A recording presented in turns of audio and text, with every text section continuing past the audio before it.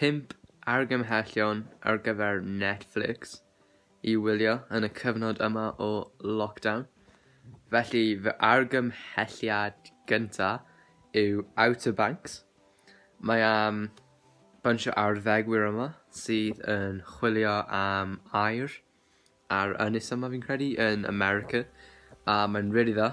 Felly, gwylioch hwnna. Fy ail argymhelliad yw... Wel, dwi hyn ddim yn bawb, ond fi'n credu bod yn really dda. Anyway, yw The Lost Kingdom. A mae am... mae fel am Alfred the Great, sef oedd yn frenin yn Lloegr pryd oedd nhw'n ymladd fel y Vikings yn dod draw. Mae hwnna'n really dda, ond mae'n eitha fel... Dwi ddim I bawb, ond mae'n really dda os chi mewn I stuff fel yna.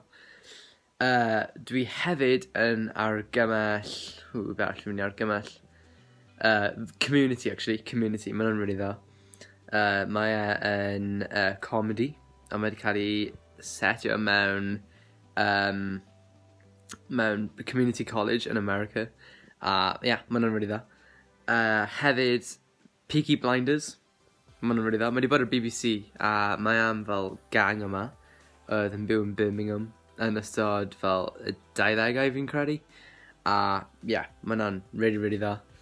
A fy argymhelliad olaf, 13th, mae yn documentary am sut mae problemau gyda heal yn America, a sut mae pobl yn cael eu chloi lan yn y carchar sydd heb actually neud unrhyw beth yn wrong.